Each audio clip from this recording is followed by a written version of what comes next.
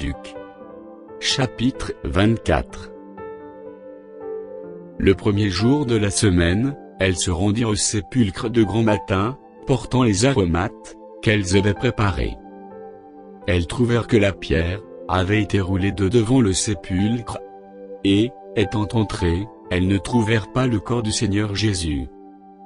Comme elles ne savaient que penser de cela, voici, deux hommes leur apparurent, en habits resplendissants. Saisies de frayeur, elles baissèrent le visage contre terre, mais ils leur dirent: Pourquoi cherchez-vous parmi les morts celui qui est vivant? Il n'est point ici, mais il est ressuscité.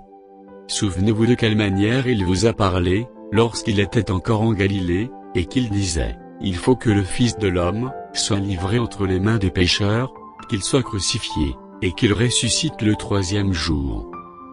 Et elles se ressouvinrent des paroles de Jésus. À leur retour du sépulcre, elles annoncèrent toutes ces choses aux 11, et à tous les autres. Celles qui dirent ces choses aux apôtres étaient Marie de Magdala, Jeanne, Marie, mère de Jacques, et les autres qui étaient avec elle. Ils tinrent ces discours pour des rêveries, et ils ne crurent pas ces femmes. Mais Pierre se leva, et courut au sépulcre. S'étant baissé, il ne vit que les linges qui étaient à terre, puis il s'en alla chez lui, dans l'étonnement de ce qui était arrivé. Et voici, ce même jour, deux disciples allaient à un village nommé Emmaüs, éloigné de Jérusalem de 60 stades, et ils s'entretenaient de tout ce qui s'était passé. Pendant qu'ils parlaient et discutaient, Jésus s'approcha, et fit route avec eux. Mais leurs yeux étaient empêchés de le reconnaître. Il leur dit: De quoi vous entretenez-vous en marchant, pour que vous soyez tout tristes? L'un d'eux, nommé Cléopas, lui répondit: Es-tu le seul qui, séjournant à Jérusalem, ne sache pas ce qui est arrivé ces jours-ci? Quoi? Leur dit-il. Et ils lui répondirent: Ce qui est arrivé au sujet de Jésus de Nazareth, qui était un prophète puissant en œuvre, et en parole devant Dieu et devant tout le peuple, et comment les principaux sacrificateurs, et nos magistrats l'ont livré pour le faire condamner à mort et l'ont crucifié. Nous espérions que ce serait lui qui délivrerait Israël, mais avec tout cela, voici le troisième jour, que ces choses se sont passées. Il est vrai que quelques femmes d'entre nous nous ont fort étonnés, s'étant rendues de grand matin au sépulcre, et n'ayant pas trouvé son corps, elles sont venues dire que des anges leur sont apparus et ont annoncé qu'il est vivant.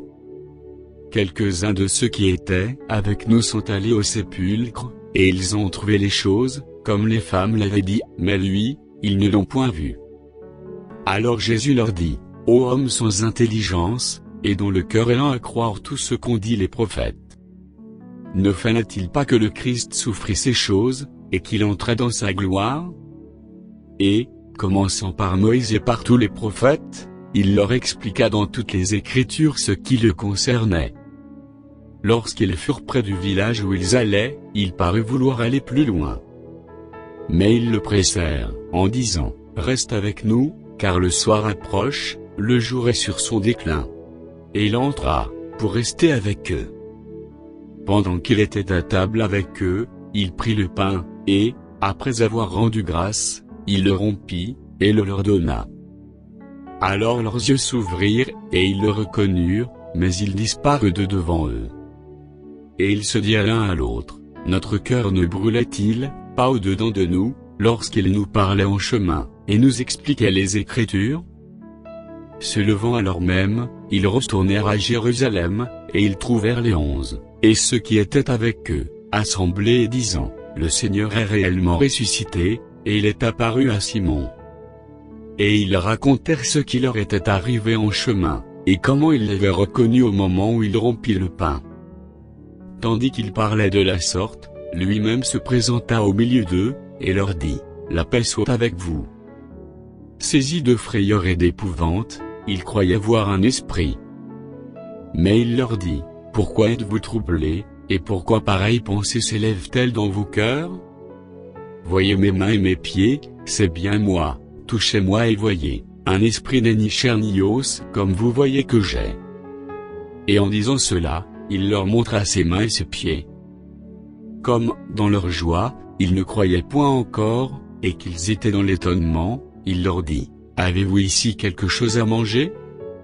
Ils lui présentèrent du poisson rôti et un rayon de miel. Il en prit, et il mangea devant eux. Puis il leur dit, « C'est là ce que je vous disais lorsque j'étais encore avec vous, qu'il fallait que s'accomplisse tout ce qui est écrit de moi dans la loi de Moïse, dans les prophètes, et dans les psaumes. » Alors il leur ouvrit l'esprit, afin qu'ils comprissent les Écritures. Et il leur dit, « Ainsi il est écrit que le Christ souffrirait, et qu'il ressusciterait des morts le troisième jour, et que la repentance, et le pardon des péchés, seraient prêchés en son nom à toutes les nations, à commencer par Jérusalem. Vous êtes témoins de ces choses. Et voici, j'enverrai sur vous ce que mon Père a promis, mais vous, restez dans la ville jusqu'à ce que vous soyez revêtus de la puissance d'en haut. » Il les conduisit jusque vers Béthanie, et, ayant levé les mains, il les bénit. Pendant qu'il les bénissait, il se sépara d'eux, et fut enlevé au ciel. Pour eux, après l'avoir adoré, ils retournèrent à Jérusalem avec une grande joie, et ils étaient continuellement dans le temple, louant et bénissant Dieu.